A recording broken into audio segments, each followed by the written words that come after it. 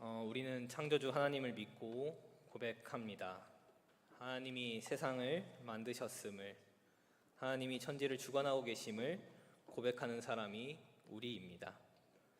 하지만 우리는 하나님의 창조가 21세기를 살아가고 있는 현대인에게 구체적으로 어떠한 의미가 있는지 깊이 고민하고 있지 않습니다. 그래서 저에게는 고민이 하나가 있습니다. 신학대학원에 진학했을 때부터의 고민이었는데요. 하나님의 창조가 나와 무슨 관계가 있는 것인가에 대한 것이었습니다. 더욱이나 기후변화, 기후위기라는 거대한 위기 앞에서 하나님의 창조는 우리에게 어떠한 의미를 주고 있는지 깊이 고민하지 않을 수 없었습니다. 오늘 저에게 주어졌던 이 질문과 고민을 창세기 1장, 2장의 말씀을 살펴보면서 하나님의 창조와 사람을 만드신 목적에 대해 나누려고 합니다. 너무나도 잘 알고 계시는 본문이고 익숙한 본문입니다. 하나님이 말씀으로 1일부터 6일까지 세계를 창조하시고 7일에 쉬셨다. 우리는 창세기 1장에서 창조의 순서가 구체적으로 나열되고 있음을 확인할 수 있습니다. 하지만 창세기 1장의 배경과 맥락을 살펴볼 때 그 의미는 깊어집니다. 구약학자들은 창세기 1장이 유대인들이 바벨론 포로로 끌려갔던 시기 혹은 그 이후에 기록되었다고 말합니다.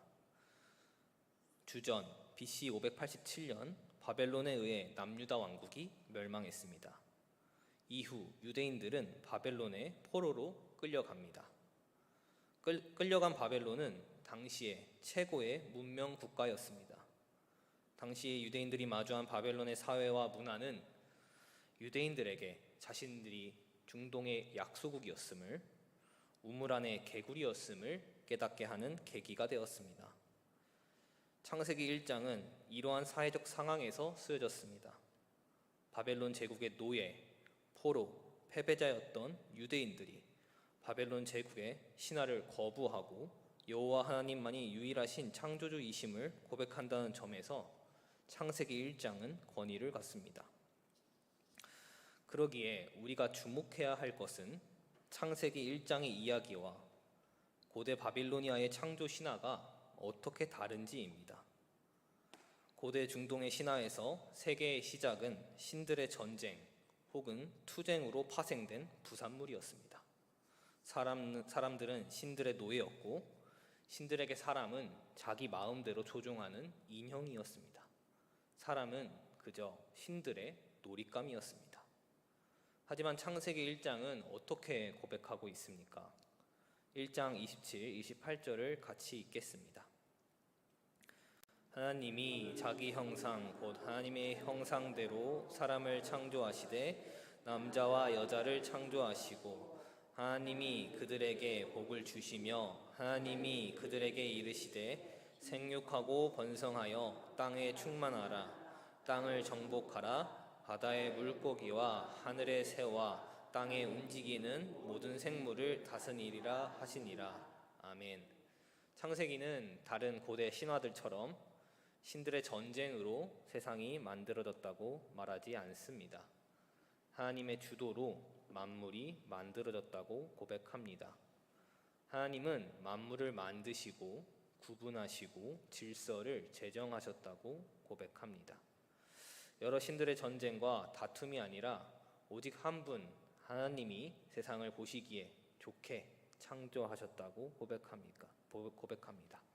사람의 창조는 어떠합니까? 사람은 신들의 인형 혹은 장난감이 아닙니다. 하나님의 형상으로 만들어진 존귀한 존재임을 선언합니다. 거기에서도 그치지 않습니다. 사람은 하나님에게 특별한 권한을 받습니다. 생육하고 번성해서 세계를 정복하고 다스리는 권한을 받습니다. 이 권한은 당시 고대 중동에서 왕만이 가능한 자신을 신의 아들 혹은 대리자라고 여기는 권력자만의 것이었습니다. 하지만 창세기 1장은 말합니다. 왕이나 권력자가 아니라 창조주 하나님을 믿는 사람 모두가 세계를 정복하고 다스리는 권한을 가지고 있다는 것입니다. 우리는 우리를 어떤 존재로 고백합니까? 우리는 때때로 우리의 존재의 소중함을 잊고 살아갈 때가 있습니다. 마치 거대하고 정교한 기계와 같은 세계에서 우리는 여러 부품 중 하나처럼 느껴지기도 합니다.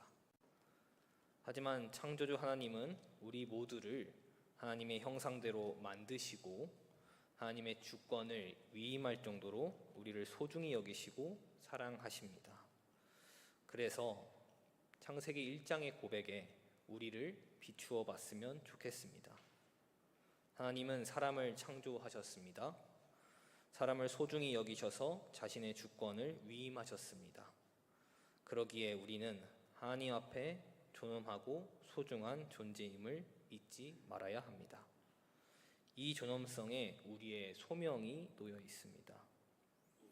이미 충분히 생육하고 번성해서 세계를 정복하고 다스리는 우리에게 창조주 하나님은 자신이 보시기에 좋은 세계를 우리에게 끊임없이 계속해서 요구하고 계십니다. 그 목소리에 귀를 기울이는 우리 모두가 되기를 소망합니다. 이제 2장의 말씀을 살펴보려고 합니다. 창세기 1장이 말하는 사람은 하나님이 선택한 존귀한 창조물이라면 창세기 2장은 이와 다른 이해를 우리에게 말해줍니다. 2장 7절을 같이 읽겠습니다. 여호와 하나님이 땅의 흙으로 사람을 지으시고 생기를 그 코에 불어 넣으시니 사람이 생명이 되니라. 아멘. 창세기 2장에서 하나님은 땅의 흙으로 사람 곧 아담을 만드십니다. 1장에서 하나님은 절대자의 모습으로 등장하십니다. 하늘을 만드시고 땅을 만드시고 구체적으로 무엇을 만드는지 우리가 살펴볼 수 있지요. 하지만 2장에서 하나님은 마치 토기장이처럼 사람을 빚으시고 거기에 바람, 즉 생기를 불어넣으십니다. 다르게 생각해보면 사람은 흙과 하나님의 생기가 없이는 탄생할 수 없는 존재라는 것입니다. 여기에서 사람이라는 존재를 돌아봅니다. 우리는 흙으로 만들어져 흙으로 돌아가는 존재입니다. 하나님 없이는 흙덩이, 떠다니는 먼지라는 것이지요. 과연 사람만 그럴까요? 다른 생명, 다른 생물들도 그렇습니다. 땅에서 태어나 땅으로 돌아갑니다. 이는 사람도 그리고 다른 생명들도 땅을 벗삼아 땅과 함께 살아간다는 것을 나타냅니다. 결국 사람도 하나님의 창조 세계의 일원 중 하나라는 것이지요. 그렇다면 하나님은 왜 사람을 만드셨을까요? 사람의 목적은 무엇이었을까요? 15절을 같이 읽겠습니다. 여호와 하나님이 그 사람을 이끌어 에덴 동산에 두어 그것을 경작하며 지키게 하시고. 아멘.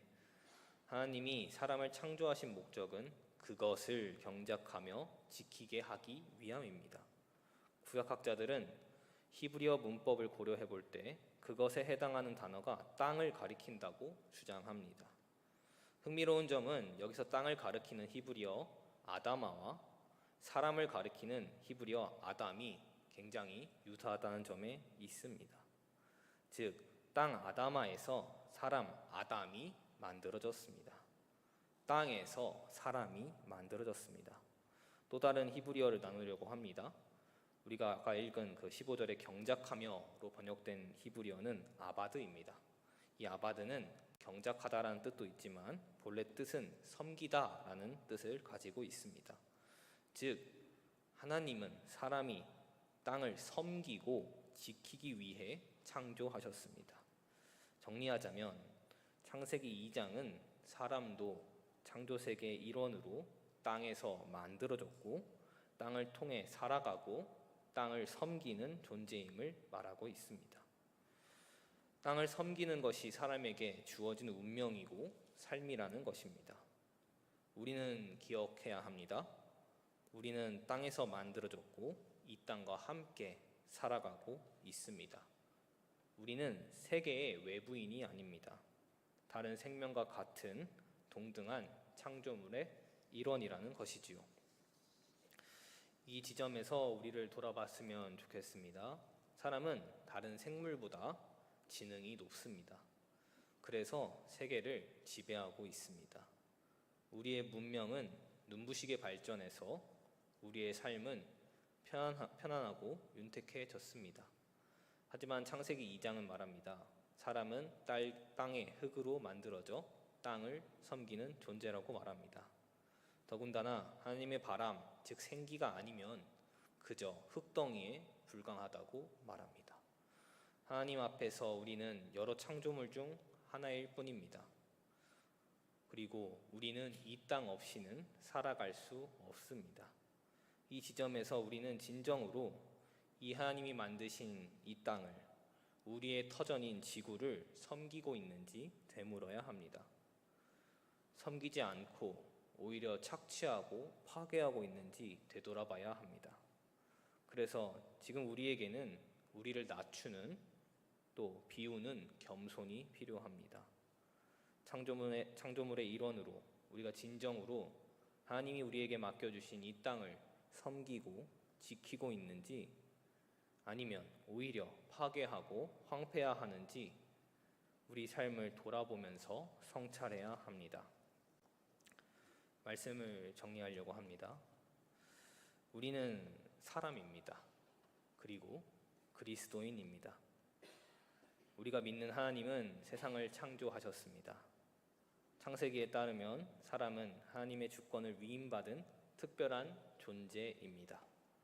하지만 땅에서 만들어진 땅을 섬기는 존재라는 두 가지의 고백이 공존합니다. 우리는 이를 통전적으로 이해해야 합니다.